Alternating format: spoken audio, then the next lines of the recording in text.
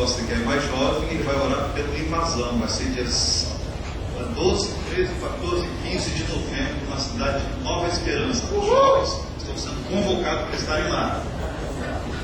Novembro.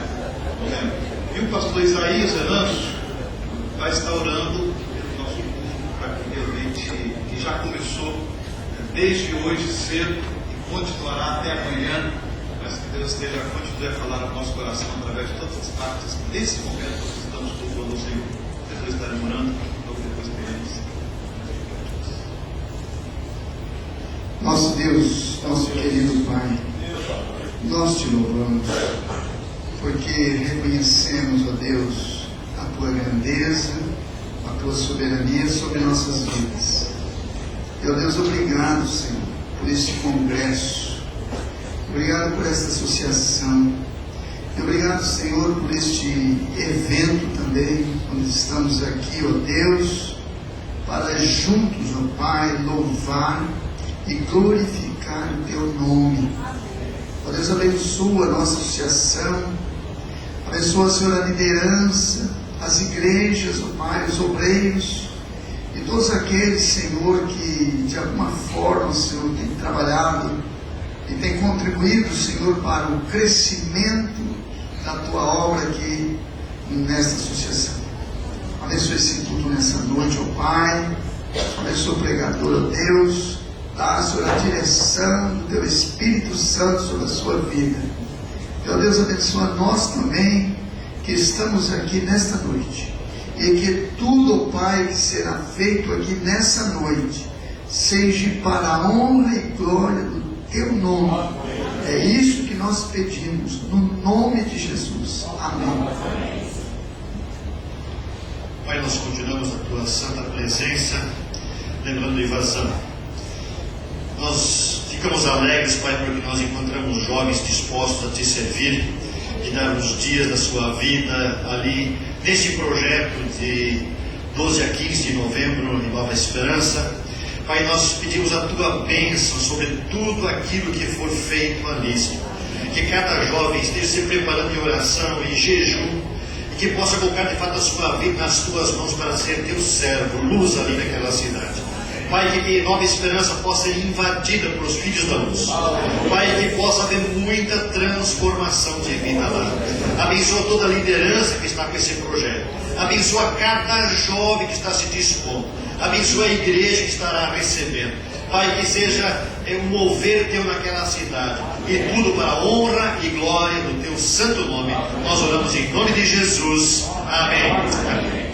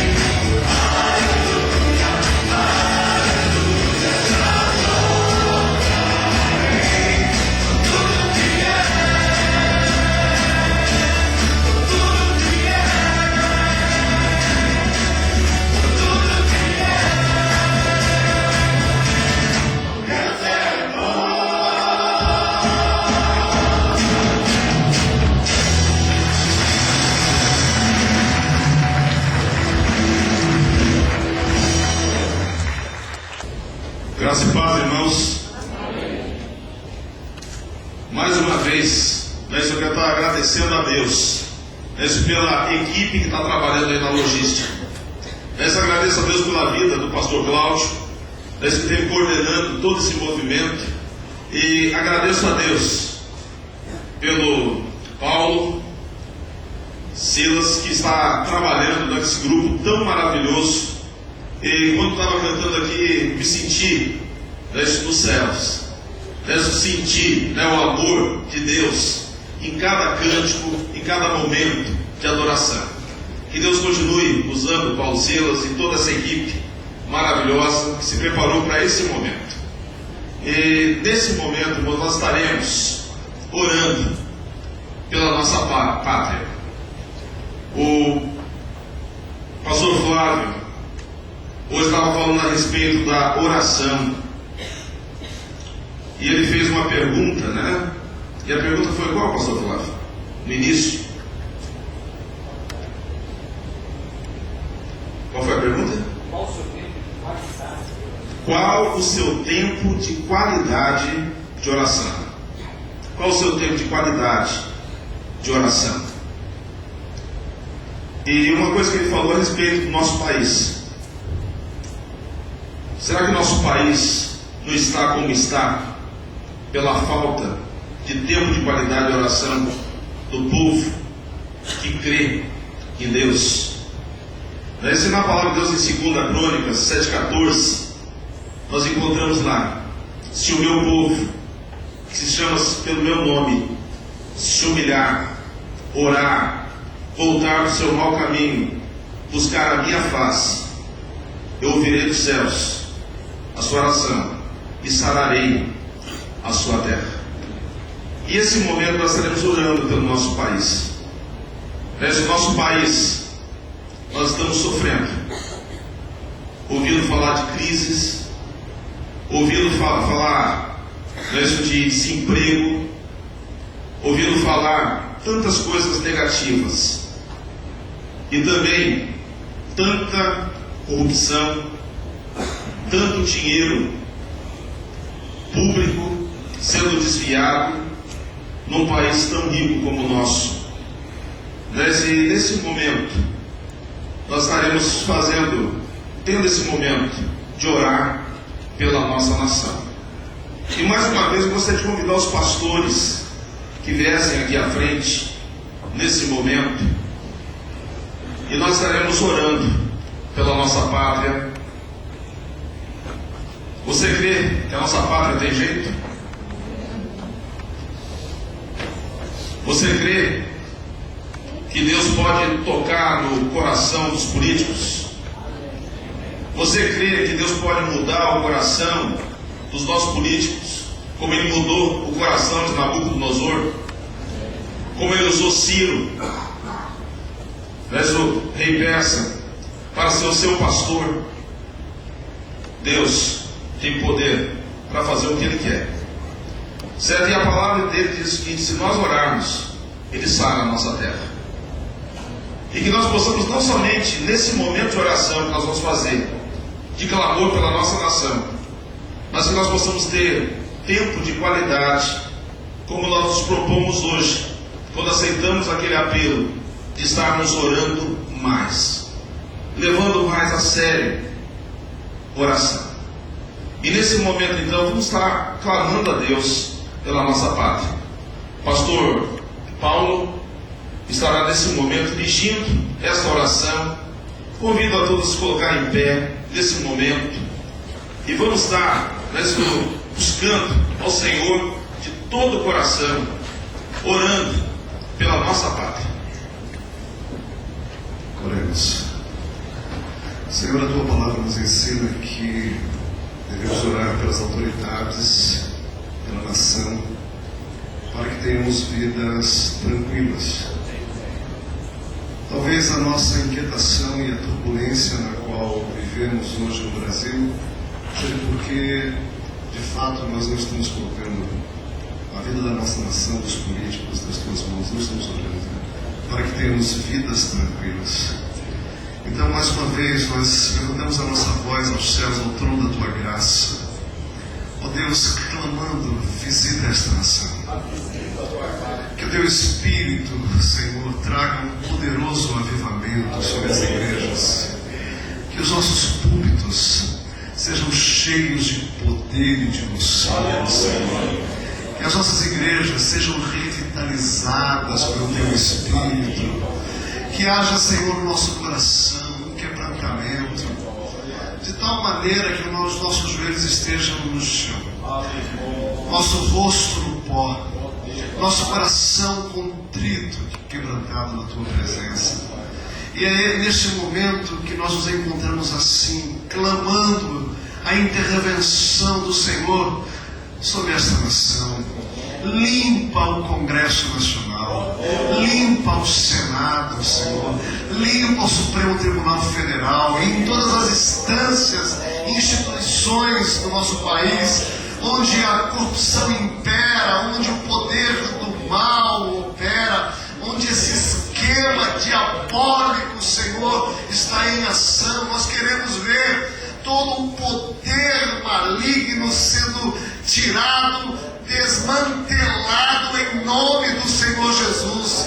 Queremos clamar ao Senhor que as pessoas tenham acesso a bens de consumo, que haja uma distribuição de renda melhor nessa nação, que as pessoas possam viver vidas dignas, Senhor. E para isso o Senhor tem que mudar esta nação, a política, mudar a igreja, mudar o nosso coração. Começa, Senhor, em cada um de nós.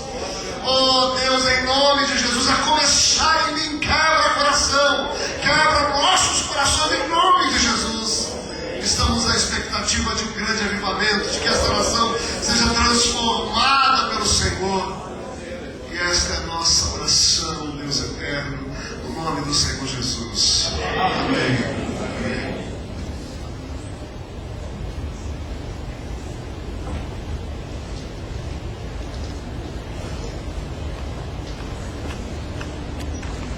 Poder sentar, queridos.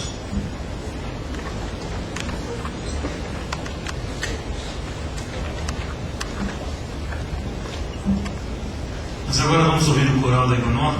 Convido os coristas a se posicionarem aqui à frente.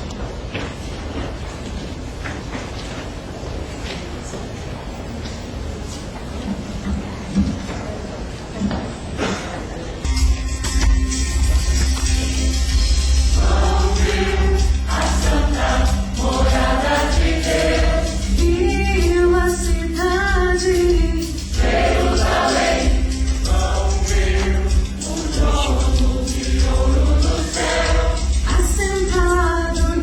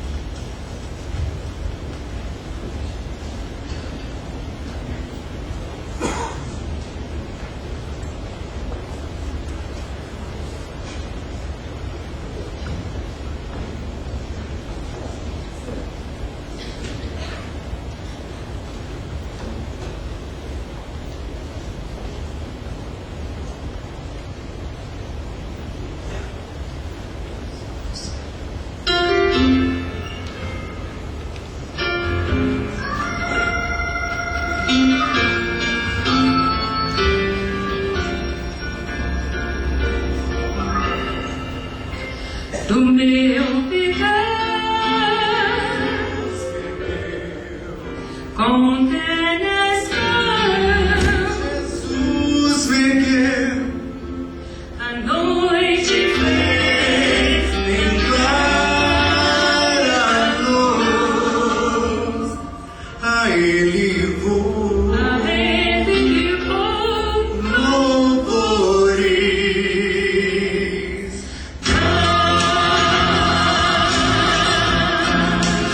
Louvores.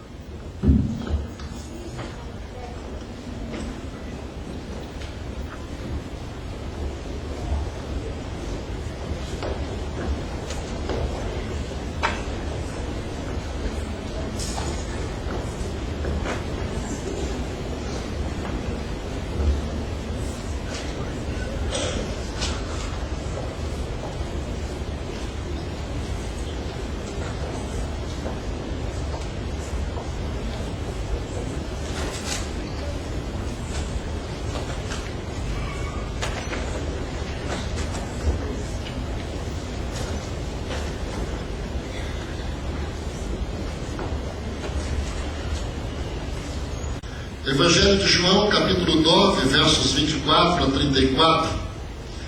Quero falar nesta noite sobre os conflitos na dinâmica do cristianismo, ou no dinamismo do cristianismo.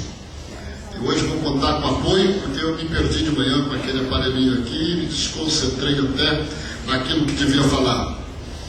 Mas eu quero falar sobre esses conflitos gerados pela chegada do cristianismo de Jesus aqui entre nós. Em João 9, versos 24 a 34, dizem assim: então os líderes judeus chamaram pela segunda vez o homem que tinha sido cego e disseram: jure por Deus que você vai dizer a verdade. Nós sabemos que este homem é pecador. Ele respondeu: se ele é pecador, eu não sei. De uma coisa eu sei, eu era cego e agora vejo. O que foi que ele fez a você? Como curou você da cegueira? Tornaram a perguntar. O homem respondeu: eu já disse, e vocês não acreditaram. Por que querem ouvir isso outra vez? Por acaso vocês também querem ser seguidores dele?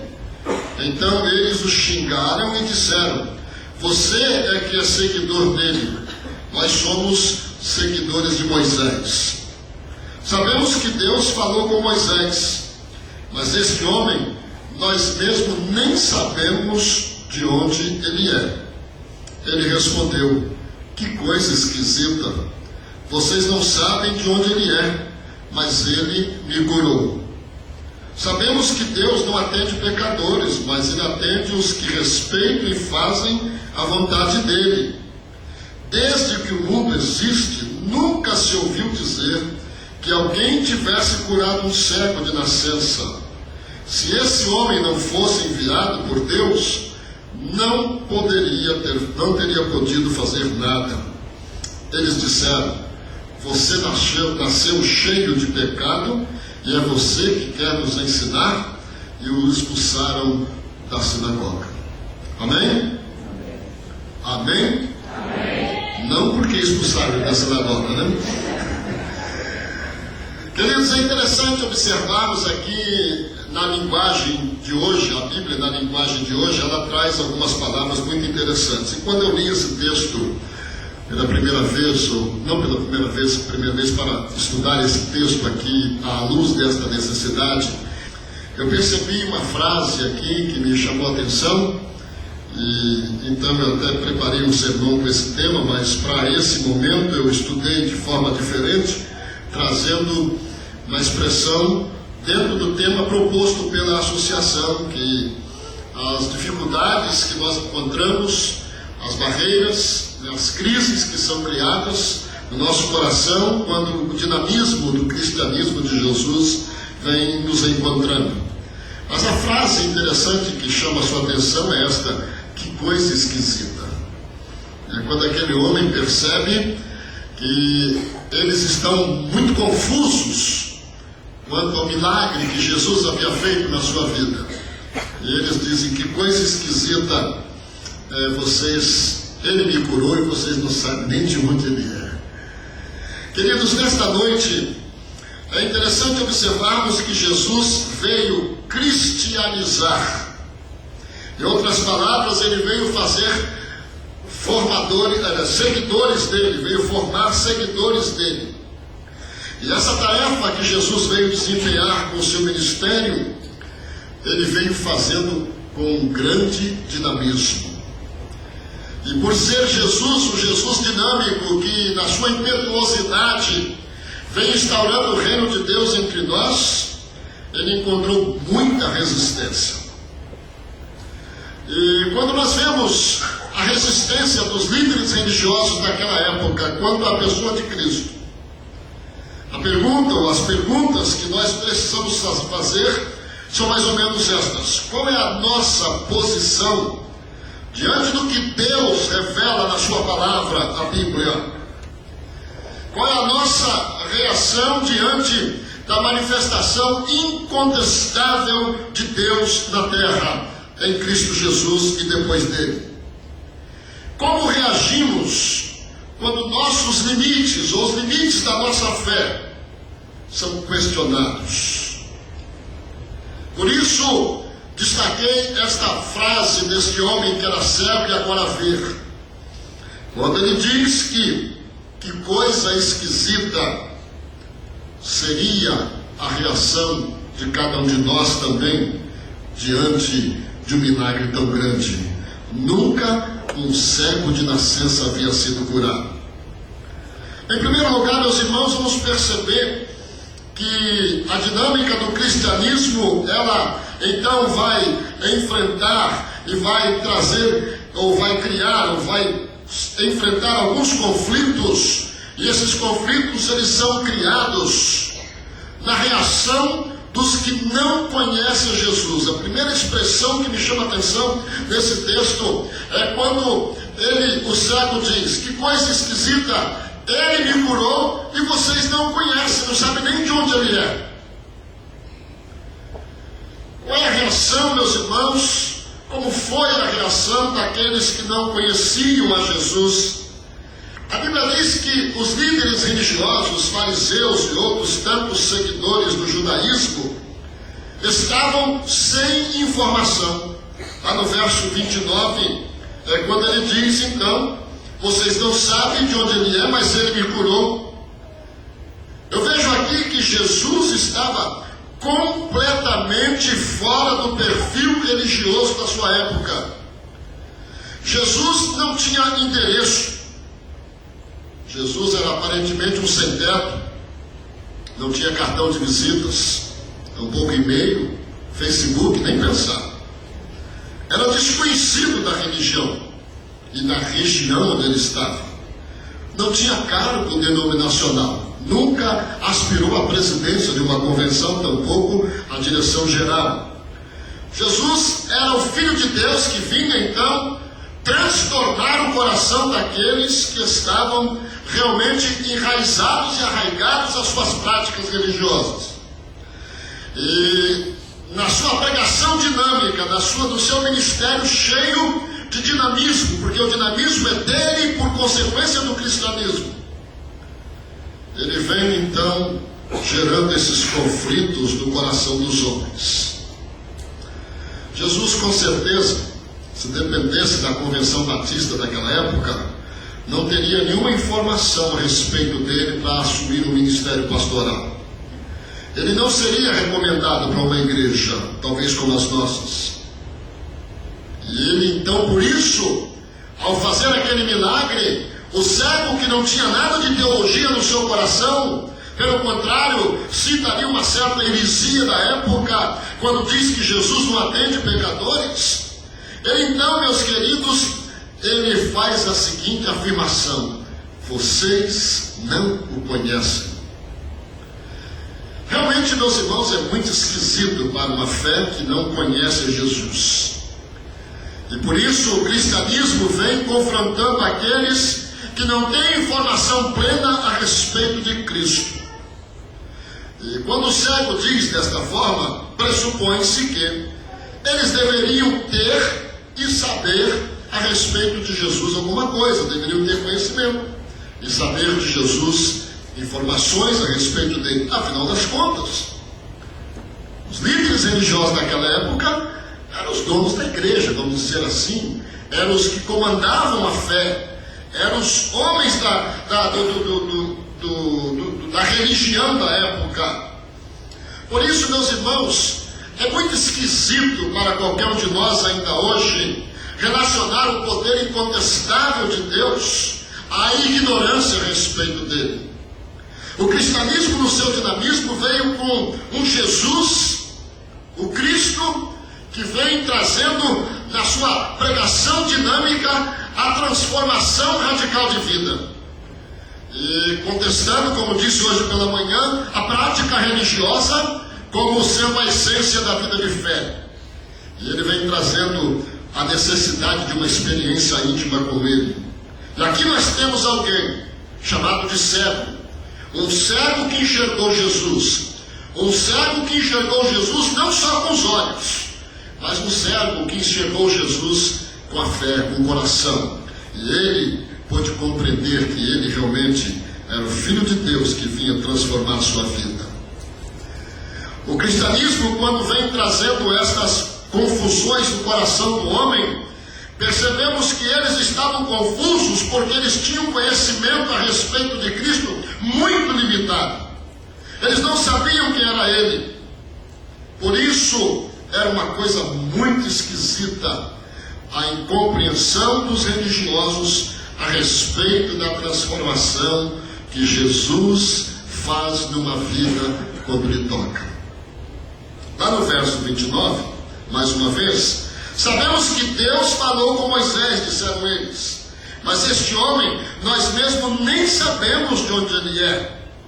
Meus queridos, há muita gente na igreja do Senhor Jesus ainda hoje que acha que já viu tudo e que tudo que Deus tinha para revelar já está revelado. Nós batistas cremos que a revelação máxima é a palavra de Deus que fala de Jesus, mas nem por isso podemos dizer que Deus não possa revelar-se de outra forma. Nem por isso temos autoridade para dizer que o Espírito Santo de Deus não tem a liberdade de fazer como Ele quer. E foi por esta limitação daqueles que eram os religiosos da época que eles tiveram dificuldade de crer em Jesus. E o cego diz para eles: muito esquisito vocês não conhecerem este Jesus. Muitos que acham que já viram todos, a Bíblia diz que não sabem que são cegos espirituais. Lá no verso 39, Jesus afirma: então Jesus afirmou, eu vim a este mundo para julgar as pessoas, a fim de que os cegos vejam, e que fiquem cegos os que veem. Veja que a palavra está dizendo, fiquem cegos os que veem. Aqui está ilustrando que há em algumas pessoas uma predisposição para não enxergar, para não ver. E aqueles que têm essa predisposição de não enxergar, eles ficarão cegos, porque eles acham que já sabem tudo. E a Bíblia diz que eles não enxergam o poder de Deus. Tem vista embaçada. Sabe o que é vista embaçada? Eu, quando vim para cá, ao pegar meu óculos ali, eu percebi que tinha alguma coisa para tirar. Senão eu ia ver vocês com algumas manchinhas. Então, vista embaçada é lente ofuscada. E a Bíblia diz que eles, por causa de não enxergar as coisas direito, por causa de não terem o conhecimento pleno de Deus e de Jesus Cristo, eles se acercaram de todos os cuidados e mesmo assim ficaram confusos nos seus mitos religiosos. Queridos, o dinamismo do cristianismo causa esse tipo de confusão. Ele confunde aqueles que já acham saber tudo e ter visto tudo que Deus pode fazer. Estamos orando, pedindo avivamento de Deus.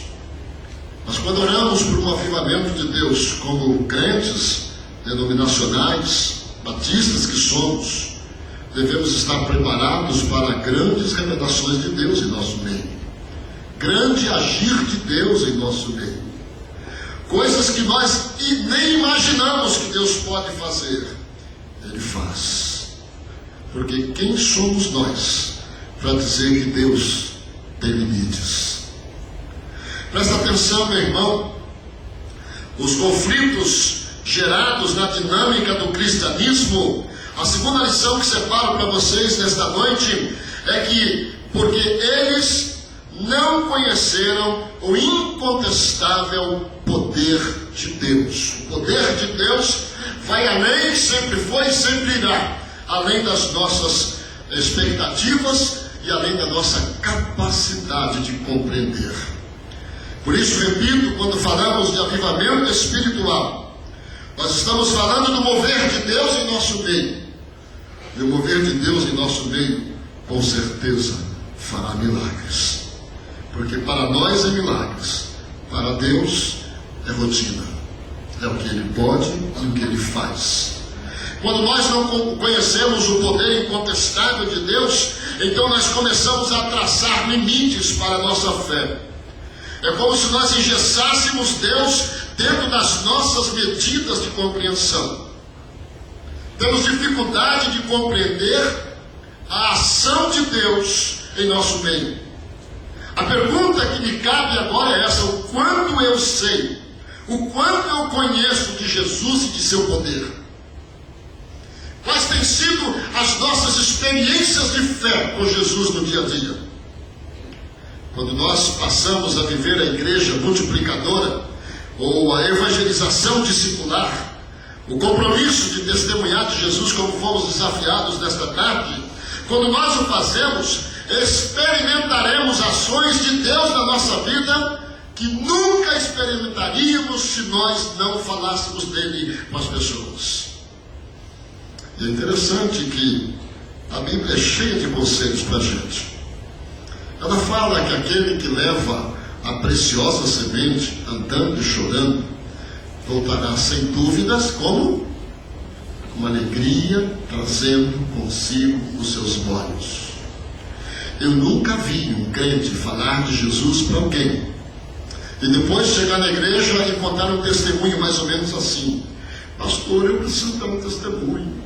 Eu hoje fui evangelizar, fui falar de Jesus para uma pessoa, pastor. E quando eu estava falando de Jesus para ele, pastor, sabe o que aconteceu, pastor? Ele se converteu, pastor. Olha só que tristeza. É assim que se dá testemunho de fé de alguém que se converte? Claro que não, irmãos. Quando nós falamos, quando nós contamos, como vimos aqui o pastor Rodrigues falar do seu vizinho, quando vimos aqui o Paulo falar, o Fábio falar do seu João, quando a Edmilson falou de outras pessoas lá da igreja, vocês perceberam que os olhos deles brilhavam, porque eles estavam falando de experiência, coisas que eles viram acontecer no seu dia a dia, experiências com Jesus. A maior alegria que um cristão pode ter na vida não é ver seu time ser campeão, né, flamenguistas? Não é ver seu time ser campeão. A maior alegria que um cristão pode ter na vida, corintianos não gostaram. A maior alegria que um cristão pode ter na vida não é ter uma família formada, pós-doutorada. A maior alegria que um cristão pode ter na vida, meus queridos, não vou estender mais e vou dizer qual é quando ele leva alguém a Jesus.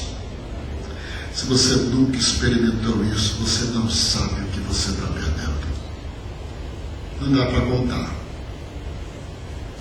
Há tempos atrás, um pastor que trabalhava com a gente, eu vou dizer o nome dele porque a história é boa, pastor Mi Bernardes, ele ex-missionário de missões nacionais e depois missionário de missões estaduais, estava lá.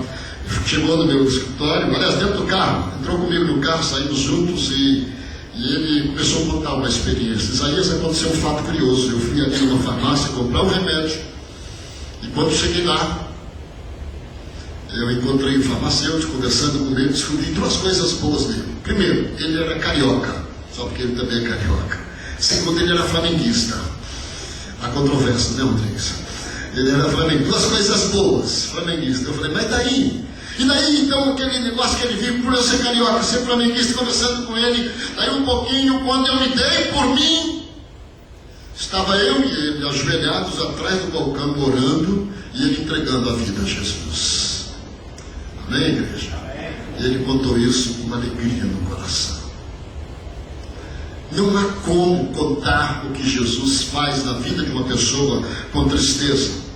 Mas quando nós traçamos o limite da nossa fé e queremos engessar Jesus naquilo que nós achamos que Ele pode fazer, quando nós não conhecemos o seu poder, a ponto de duvidarmos que Jesus é capaz de transformar o mais vil pecador aos nossos olhos, é por isso que o cego tinha esse ensinamento lá dentro da sinagoga, ele aprendia isso nas ruas, ele ouvia isso, que Deus não atende pecadores, que pecadores não têm chance alguma.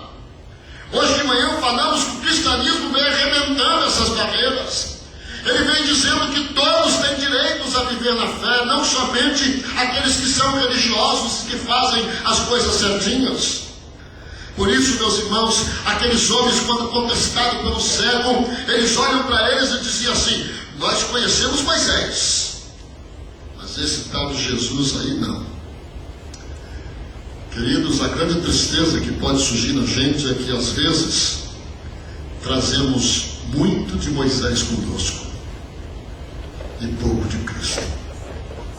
Muito de Moisés significam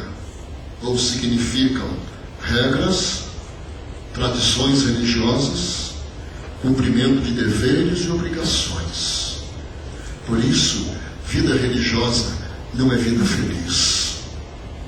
A vida cristã é vida feliz. Amém, igreja? A vida do cristão que vive o cristianismo dinâmico de Jesus, com certeza será feliz. É interessante que, porque não conheceram o incontestável poder de Deus, eles não enxergavam as evidências que estavam diante dele. Meus queridos, quando nós tentamos limitar Jesus na nossa fé, nós não conseguimos enxergar as evidências. Verso 25 diz assim: de uma coisa eu sei, eu era cego e agora vejo. Ponto. Quem sou eu para dizer, você não era cego, você está equivocado? Não aconteceu esse milagre. Queridos, precisamos ter mente e corações abertos para que a operação de Deus no nosso meio, ainda mais quando é incontestável e notória, ela seja recebida pelos nossos corações. Aquele cego não tinha conhecimento histórico, filosófico, teológico, mas ele experimentou a cura. Era cego e agora vejo. Na hora que eu e você tivermos que dar um testemunho da nossa fé, nós não temos que fazer um tratado teológico para evangelizar alguém.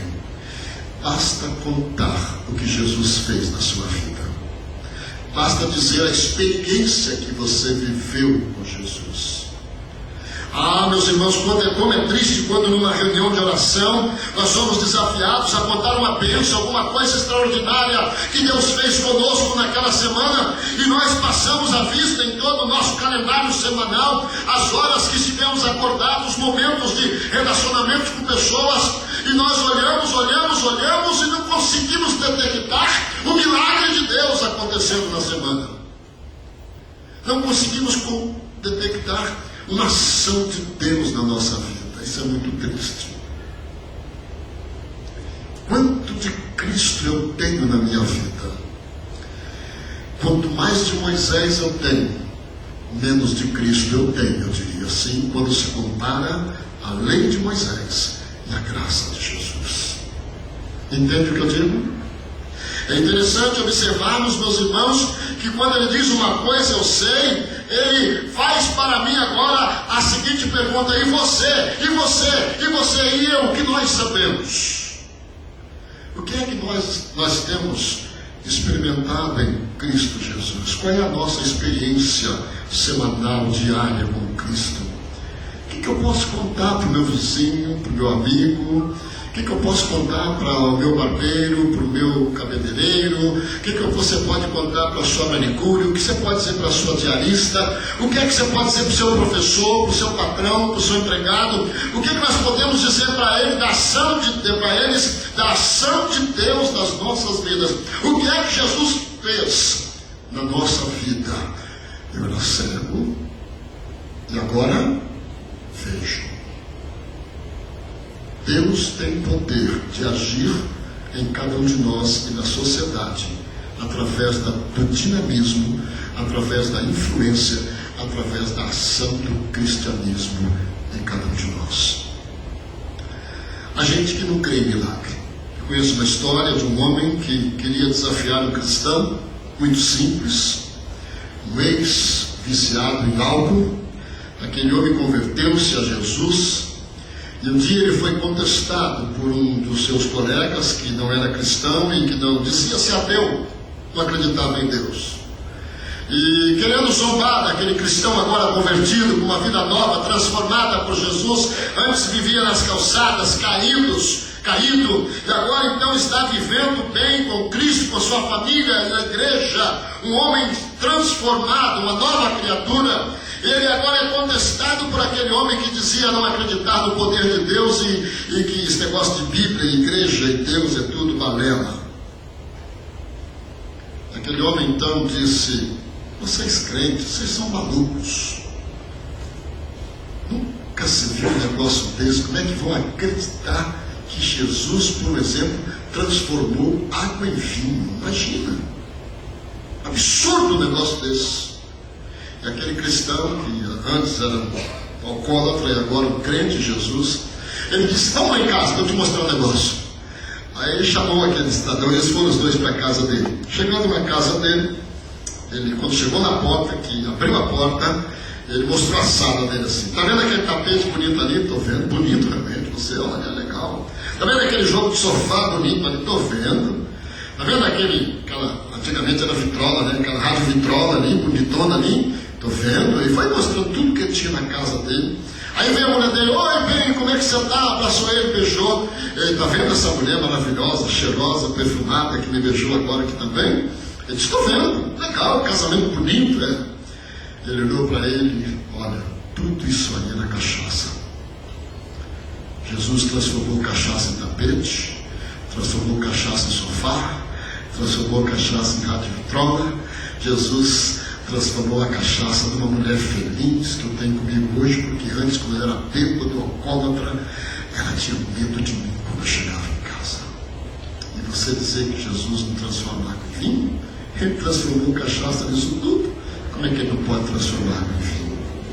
Amém, igreja? Cada um vê o milagre que Deus faz do seu jeito. Quantos milagres de Deus tem feito na sua vida? É interessante observar que Deus está fazendo os milagres, independente, Jesus continua fazendo os milagres, independente da visão religiosa que eu e você possamos ter, independente dos limites que nós estabeleçamos. Por isso a pergunta mais uma vez é essa: até que ponto estamos abertos para conhecer mais de Deus na nossa vida? Até que ponto estamos querendo ver Deus agir entre nós, multiplicar os crentes do Noroeste? Chega de ser 3.000. Há quanto tempo que nós somos 3.000 aqui? Desde que eu entrei na Convenção Batista Paranaense, somos 3.000 batistas no Noroeste do Paraná. Deus precisa fazer milagre da multiplicação aqui, amém, meu?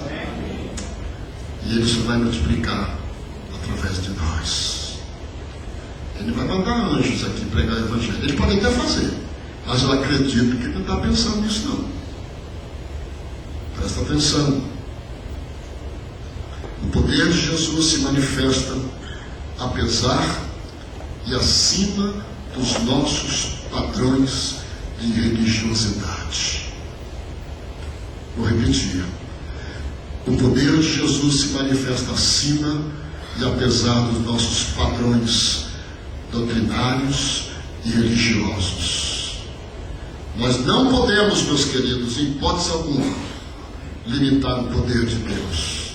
Vocês não sabem de onde Ele é. O conhecimento de vocês é superficial, disse aquele cego para os líderes religiosos.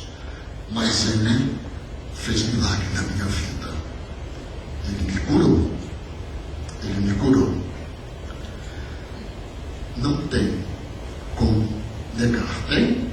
Não tem.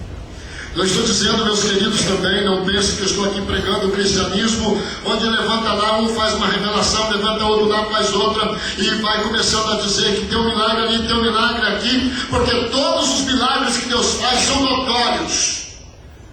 Não são milagres fabricados, inventados. A operação divina, ela é notória, ela se faz manifesta entre nós.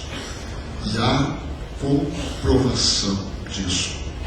Eu tive o privilégio de assistir no meu ministério pastoral, dentre os chamados milagres da conversão. Todos nós vimos, né? Uma conversão, um milagre que Deus faz. É ou não é? Quando alguém que era como aquele, um borracho, né? Um bêbado, é transformado pelo poder de Deus.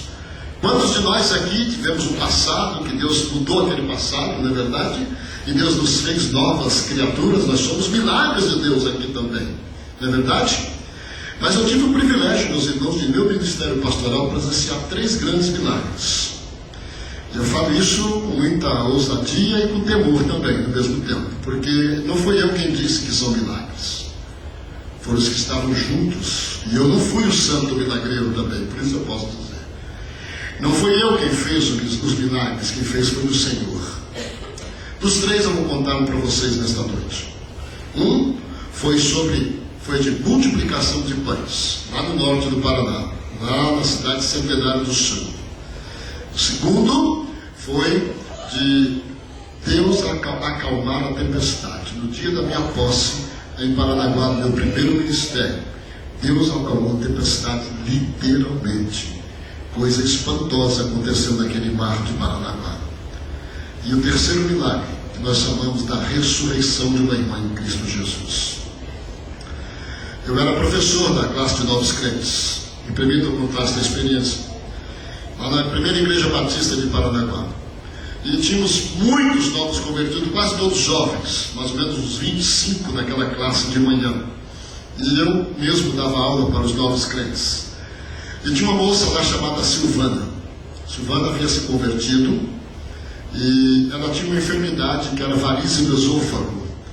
Então ela perdia muito sangue. E quando começava a ter aquelas hemorragias, era levada para Curitiba e ficava hospitalizada, ia para UTI, fazia o tratamento ali, e voltava para casa com repouso, aquela coisa toda, e continuava a sua vida normal.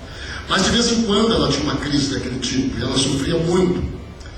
E ela, convertendo-se, começou a trazer os seus familiares para a igreja, a primeira igreja batista em Paranaguá. E alguns começaram a vir, não estavam batizados ainda, começaram a frequentar a igreja. E naquele domingo eu estava lecionando a classe de novos crentes e chegou alguém e disse para mim, ela tinha subido para Curitiba enferma, estava hospitalizada, eu já sabia. No domingo de manhã, na classe de novos crentes, chega um rapaz, bate na porta, abre a porta e fala comigo na porta: pastor, Silvana morreu. E amanhã o enterro vai ser em Morretes. Quem sabe onde é Morretes? Ali pertinho de Paranaguá. O enterro vai ser em Morretes. O caixão já está reservado.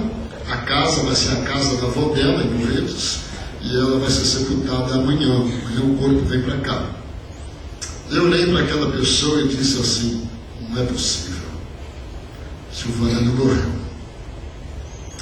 Aí virei para a classe e disse: olha, esse rapaz veio dizer aqui agora que a Silvana morreu. Mas eu quero dizer para vocês, olha a irresponsabilidade, aos olhos humanos, responsabilidade. Um pastor dizer para 25 novos crentes o seguinte: Silvana não morreu.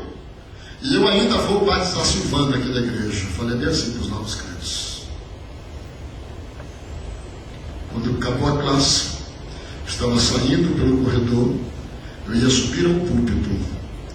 E eu cheguei lá para o púlpito e disse: irmãos, ó, chegou a notícia que amanhã vai ser o enterro da Silvana. Para a igreja toda agora. Eu quero dizer para os irmãos que Silvana não morreu. Eu vou batizar Silvana, virei para trás, eu montei o batistério, nesse batistério. E a igreja orando juntos para que Silvana não morresse, eu batizasse a Silvana. Aí quando chegou depois do culto da manhã, veio uma outra informação: pastor, infelizmente deram um recado errado.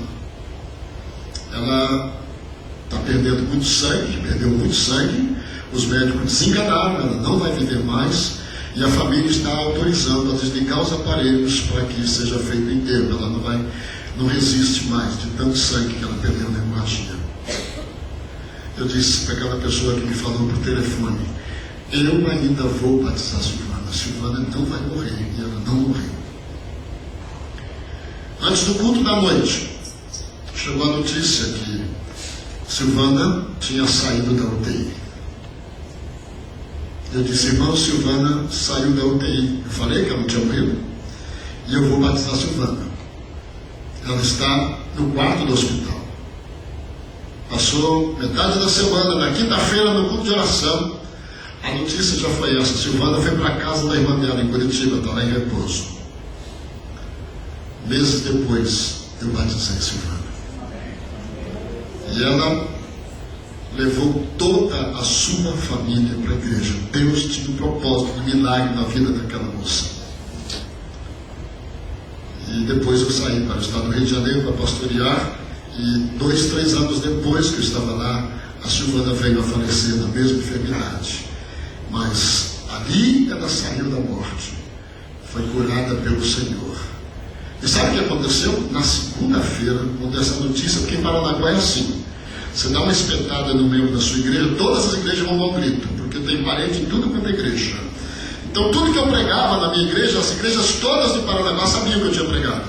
Todos os crentes sabiam, eles comentavam tudo. E é interessante que na cidade o comentário ficou. E na semana seguinte vieram 3 pastores na minha casa me visitar.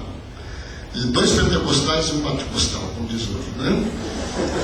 E eles chegaram lá e vieram de Isaías, Você tem um dom especial de Deus, você tem que desenvolver esse dom. Eu disse para eles: eu não tenho nenhum dom especial de Deus. Foi Deus que mandou eu dizer aquilo. Deus me revelou aquilo. Eu disse, eu obedeci a voz de Deus, mas eu não tenho nenhum dom especial. Vocês fiquem tranquilos que talvez isso nunca mais se repita na minha vida. Mas eu tenho que estar pronto para ver o milagre de Deus acontecer na minha vida. Amém, igreja? Não podemos, em hipótese alguma, dizer que Deus não faz milagres.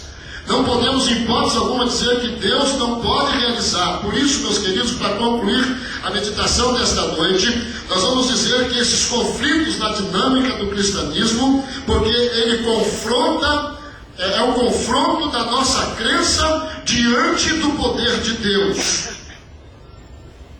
É impossível ajustar a tradição religiosa com o poder de Deus. Não dá mesmo. Jesus ilustrou com o vinho novo e o odre velho, como falamos hoje pela manhã. Quando desconhecemos a plenitude e a clareza da vontade de Deus, temos dificuldade de ver seu poder atuando. Veem demais e se prendem nos empecilhos legais a ponto de não verem o essencial para a vida. Isso faz os religiosos. Queridos, às vezes somos chamados a não permitir que o tradicionalismo religioso de outrora se oponha à dinâmica do cristianismo, ao novo de hoje, quando vem de Deus. Presta atenção, quando vem de Deus. Não podemos ter os olhos voltados só para o retrovisor do carro. Temos que olhar pelo para-brisa, olhar para frente, para que nossa vida chegue onde nós precisamos chegar. O confronto da nossa crença diante do poder de Deus acontece quando nossa fé não vem de Deus, quando cremos do nosso jeito, quando nós formatamos a nossa fé.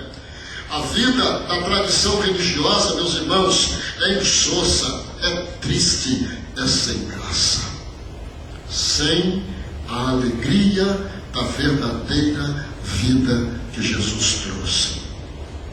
Por que encontramos tantos crentes que não têm alegria na vida?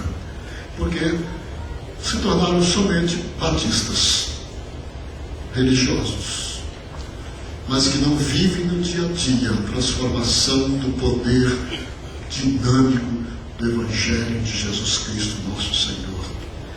Uma vida religiosa engessada e no formal não consegue suportar o dinamismo vivo do Senhor e seu poder operante na terra. Realmente, meus queridos, o fato de Jesus curar aquele homem foi um feito extraordinário. Nunca havia acontecido, diz o verso 32, desde que o mundo existe, nunca se ouviu falar de alguém que tivesse curado um cego de nascença. Na verdade, meus irmãos, a Bíblia diz que ele não só curou o cego, mas fez dele o seu filho, discípulo e seguidor salvo. Precisamos, por isso, meus queridos, estar atentos para não viver num conservadorismo tão insensato que pensamos que o melhor modo de permanecer firmes na fé seja manter as coisas como estão. Que tudo está bem e bom se o modo como as coisas estão achamos que é o modo que o Senhor quer que estejam. Jesus, nosso Senhor, quer e pode fazer algo extraordinário na minha e na sua vida, em mim e na minha e na sua família. Coisas surpreendentes, coisas aparentemente esquisitas podem acontecer no nosso meio. Por isso, meus queridos, a conclusão que chego é que os conflitos na dinâmica do cristianismo, quando o homem, no seu conhecimento, não consegue ver o poder de Deus, quando os limites estabelecidos por nós, pelo homem que não tem este conhecimento, geram conflitos na sua mente diante do dinamismo do cristianismo. O método religioso pode ser fraco e falho, por isso precisamos conhecer mais do poder de Deus, experimentar no dia a dia da nossa vida. Que coisa esquisita! Os cegos enxergam e os que enxergam se tornam cegos. O que você sabe a respeito de Deus? O que você sabe a respeito de Jesus? É importante saber que o que nós sabemos a respeito de Deus nos ajudará a compreender o poder dinâmico que Ele opera na terra. Que Deus nos abençoe. Amém. Convidá-lo para vir aqui para orar pela vida do pastor Isaías, já que o irmão tem uma ficha corrida aqui na região. Então ninguém é melhor do que o irmão para estar nesse momento intercedendo pela vida do pastor Isaías e agradecer, porque não tenho dúvida que ele falou profundamente ao nosso coração através, Deus falou através do irmão. Graças a Deus por isso, né? Eu sei que Deus gosta dos idosos, porque Ele gosta muito de mim. Aí Ele me diz que eu não estou ficando velho, mas que eu estou jovem. E é verdade, eu acredito que eu estou ficando cada vez mais jovem. Eu dou graças a Deus por isso. Como bem, durmo bem, e louvado seja Deus. Deus é misericordioso. Esse milagre Deus faz na vida da gente. É conservar a vida da gente. Vamos ter que conservar a vida do pastor Isaías, que tem sido uma peça no nosso meio. Nós louvamos a Deus. Vamos colocar de pé para orar. Nós agradecemos a Deus, porque nós cremos nos teus milagres. E nós sabemos também das nossas fraquezas, das nossas imperfeições. Sabemos das nossas limitações. Mas, ó Deus, nós agradecemos que o Senhor tem feito algo maravilhoso nas nossas vidas. O Senhor tem nos abençoado, tem nos advertido, tem nos ensinado e tem nos dado a oportunidade de glorificar o Seu nome, de ser testemunha do Senhor. Eu te agradeço, Deus amado, porque o Senhor tem cuidado de mim. Eu te louvo por esta bênção tão grande. Eu te agradeço, Deus amado, pela vida do pastor Isaías, que tem sido uma bênção no nosso meio. Tem liderado para essa comissão há muitos anos. E nós te glorificamos pela sua vida e pela vida da sua família. Agora pedimos, Deus amado, que possa ungir os pastores que estão aqui presentes nessa noite. Unge no poder do Teu Espírito Santo, para que os cultos sejam um culto poderoso, para que a mensagem possa falar o coração do povo, para que haja mais conversões. Sabemos que estão vivendo dias difíceis, dias de tantas incredulidades, tantos escândalos, mas abençoa nossas igrejas, use misericórdia, que as nossas igrejas possam crescer, que os pastores possam batizar, para que a Tua graça possa ser revelada, Deus amado, à Associação do Noroeste. Muito obrigado, mano, por esta noite, muito obrigado por esse congresso. E abençoa no dia da manhã, Senhor Deus. Vamos reunir novamente, para ouvir novamente a Tua palavra e para louvar o Teu nome. Que o Senhor nos dê cada um uma boa noite. Que eu possa abençoar, voltar para casa, sejam guardados e protegidos pelo Senhor. Pois nós oramos no nome santo e glorioso do Senhor Jesus Cristo. Amém. É pós-lude, irmãos, mas não é música para sair, né? Pós-lude ainda faz parte do culto, tá bom? Então cante conosco esse cante que nós aprendemos hoje pela manhã, tá certo? Vamos ficar em pé, irmãos, e